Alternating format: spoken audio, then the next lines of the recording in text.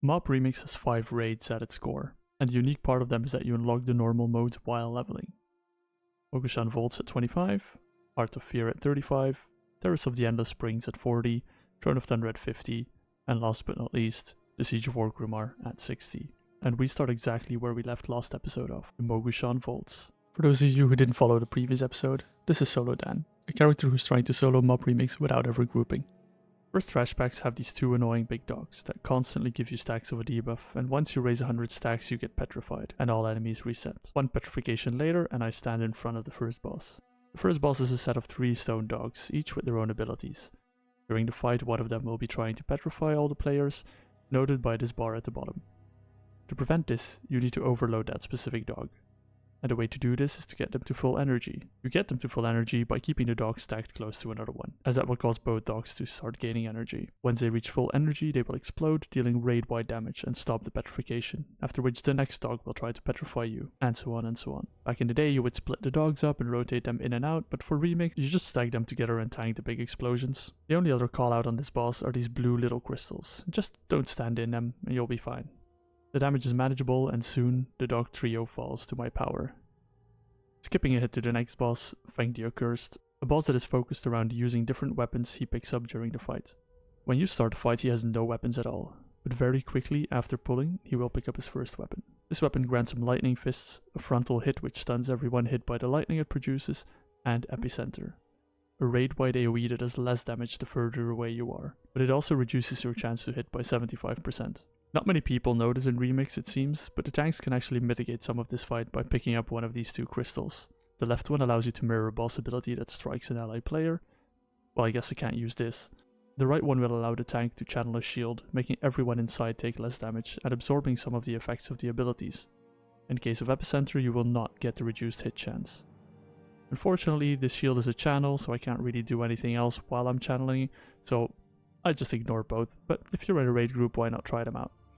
The second weapon empowers the boss with fire abilities, making everyone drop fire all around the arena, and eventually the boss will absorb all the fire with Draw Flame. He then boosts his melee attacks, dealing additional AoE damage, but to be honest, I'm quite tanky, so I just ignore this mechanic as well and just bring him down.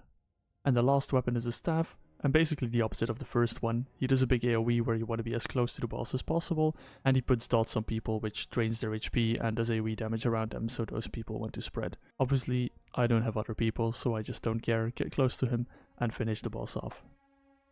For the third boss, Garajal, I wish I could explain the mechanics, but as I'm a solo player, you don't really deal with any of these.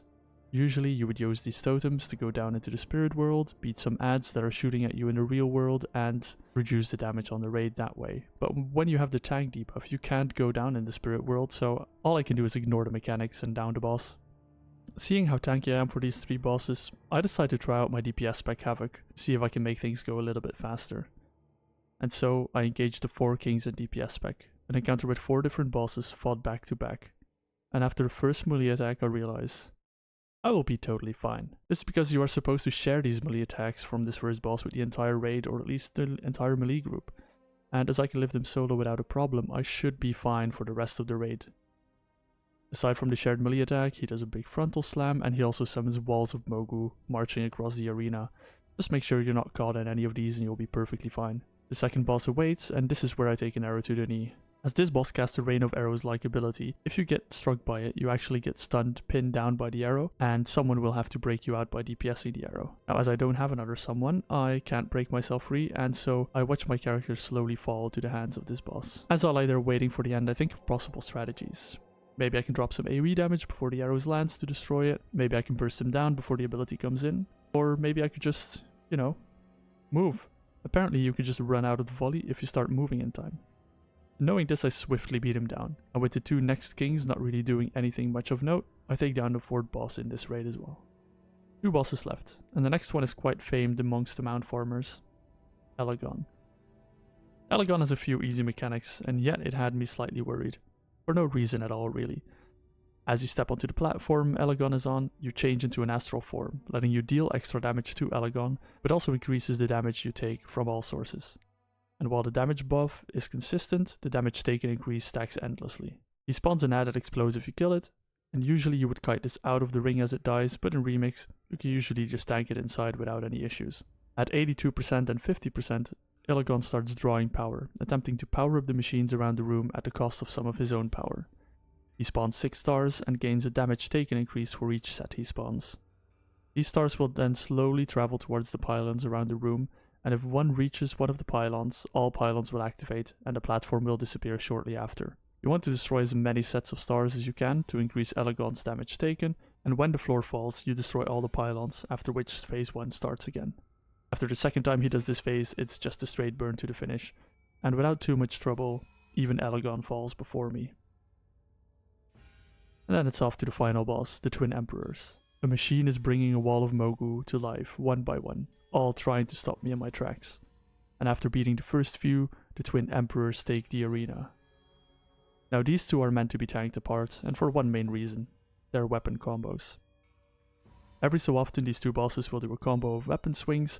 Looking at their stance and animations, you can see where these attacks will land, allowing you to dodge the hits. Dodge all of them in a row and you will gain an extra action button dealing a massive amount of damage. Unfortunately, if you tank them together, well, good luck dodging this. Lucky for me, I am tanky enough to live through their onslaughts, and while the ads they keep spawning make the end a little bit spicy, they do end up going down, earning me the completion of my first raid. With this completion come 2 achievements.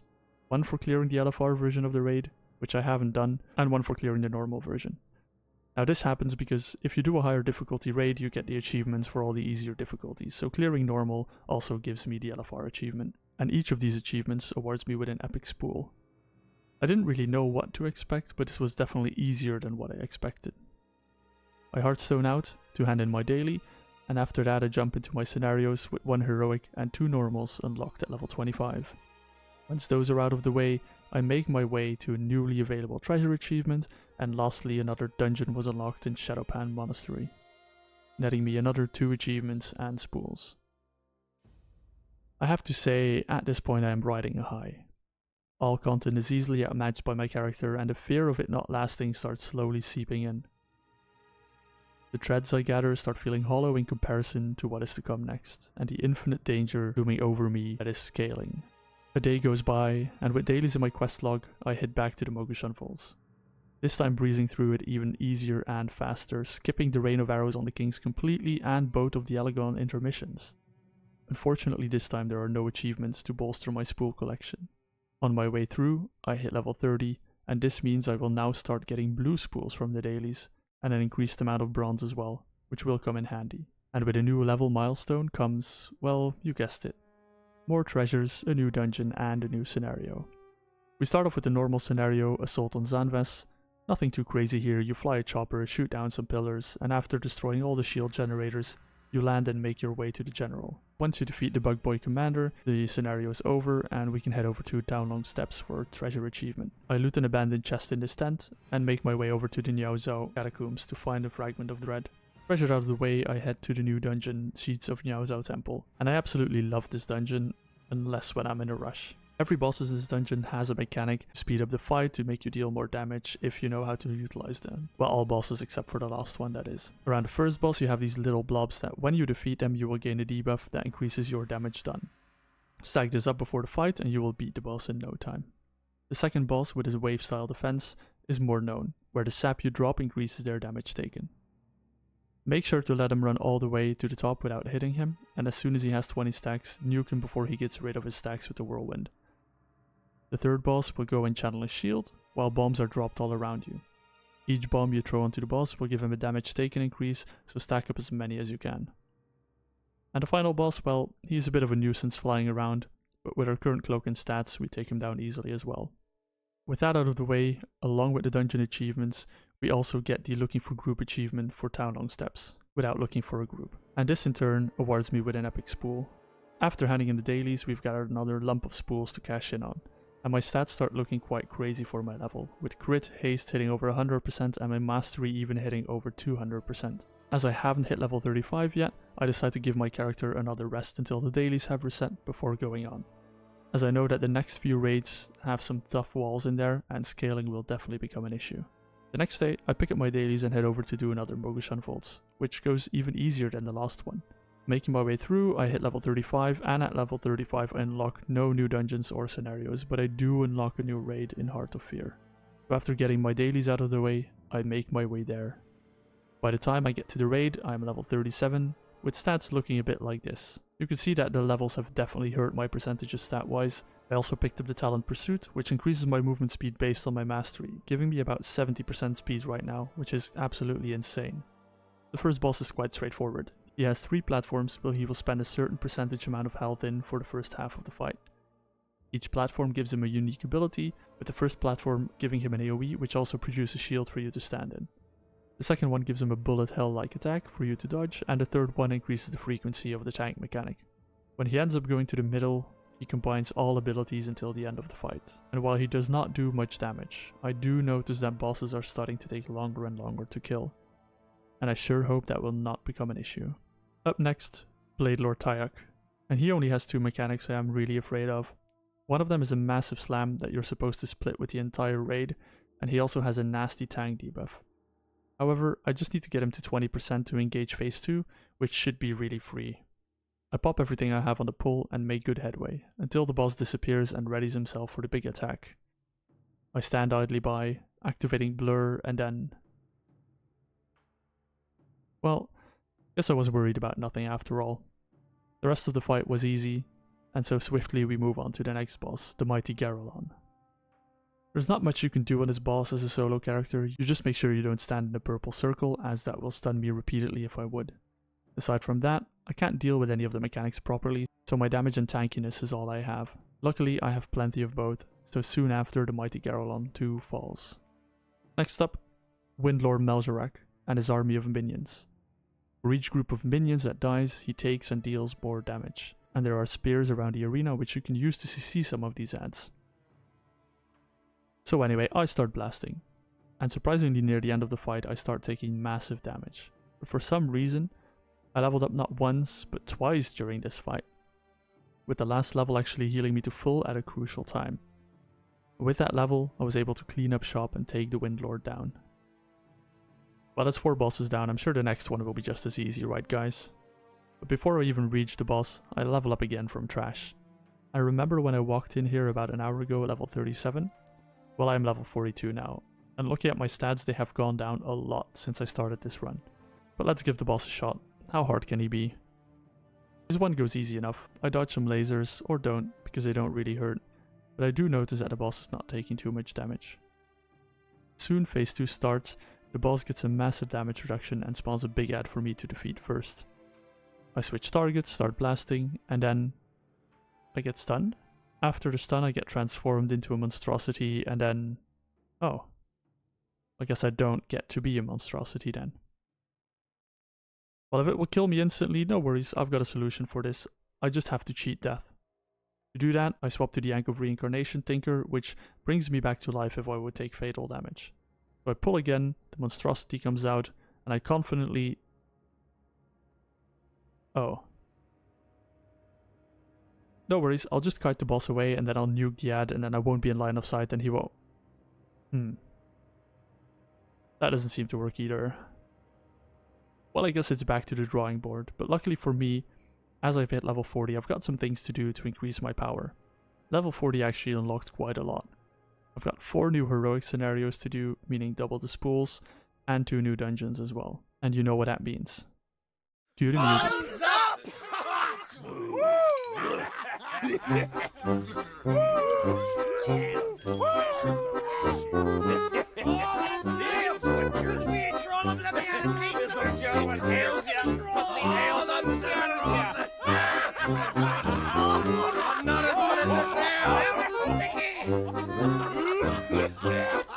So what do you call a Goblin Mage? I don't know. A goblin who can smell.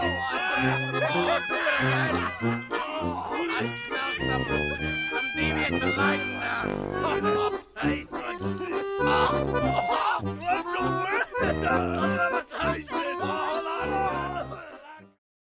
So during this montage of dungeons and scenarios, we have also unlocked 3 gear pieces. A trinket from finishing the escalation achievement, a ring for clearing all heroic scenarios, and another ring for clearing all heroic dungeons. Each of these give no stats and they scale up with my level up to level 70, but they each have 3 prismatic slots for me to fill.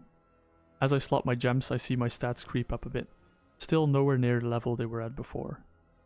Now for my threads, I got 6 green and blue spools, bringing my stats back to a bit of a better spot, and my cloak is up to 11,000 threads at this point. While leveling, I also unlocked a new raid in the Terrace of the Endless Springs, so I decided to leave Amber Shaber behind for a bit and try that one out. This 4 boss raid unlocks at level 40 and has its own challenges, starting with this annoying trash mob that keeps chain fearing me because apparently I forgot where my interrupt button was. The first encounter is a set of 3 bosses, and for each of them you defeat, the others will heal to full and get a boost in their power. The lightning boss has a nasty stun, so I tried to take him down first. Asani also puts a healing pool under the lowest HP Elder, so either move the boss out of that or use your magic dispel to get rid of the heal. And on the last Elder, he leaves massive void zones, so I make sure to move out ASAP. The second boss is Tsulong. The main objective here is to make sure to reset your stacks of the dot that you are constantly stacking throughout the fight by running into the sunbeam every now and then. And then he goes to face... Oh. Well, never mind, we'll talk about that one later. The next boss, however, is the one I'm really worried about. Lei Shi. Lei Shi looks like a playful spirit. However, she puts a stacking debuff on you with every single cast of spray, increasing the damage of the next one. And this stacks infinitely. The only chance I have to survive this for the entire fight is for her to cast the ability Getaway halfway through the fight, in order for me to be able to reset my stacks. If I don't see Getaway, I will most likely not be able to live to the end. Halfway through the fight, the dot really starts hurting, and then... well, seems like the old gods are with me for this one. After Lady Luck smiling on me, and a close call with the ads who punch really hard, we down Lei Shi, and prepare for the final encounter in this place, the Shah of Fear. Now the Shah of Fear poses his own problem, so let's see what that is. Now during the fight, what the Shah of Fear does is he sends you off to another platform to go fight a mini-boss, or at least he sends about 5 people in the raid. And, well, usually what happens when you're not in combat with the boss is the boss just resets. But actually, this wasn't the case. For some reason I managed to stay in combat, and I managed to defeat the mini-boss, get back to the main platform, and finish off the Shah of Fear without any problem. Guess my memory's not serving me right after all. Downing this raid gave me 3 achievements. Defeating Terrace of the Endless Spring on Raid Finder, Terrace of the Endless Spring on Normal, and looking for Group Veil of the Eternal Blossoms. And with 3 achievements come 3 epic spools, boosting my power, but will it be enough? Well, let's find out. One last time for this day, I attempt Amber Shaber, and I get really close to phasing him. You see, if you beat this big ad, he actually phases into his final phase, grows massively, and maybe if I'm lucky, I don't get that ability or I don't get stunned in phase 3. I get so close, so I decide to do one more, and one more, and one more, until eventually this happens. You see, I managed to make it to phase 3, but then I did learn that very quickly in phase 3, the boss actually stuns me again. The best percentage I got him to was 43%, so I think I will need to come back with a lot more DPS, or maybe some other tech, who knows.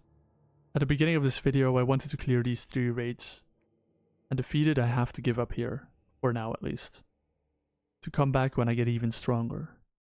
And as with every true anime arc, to become stronger, I first need to become weaker. Until next time, when scaling hits hard, thank you all for watching.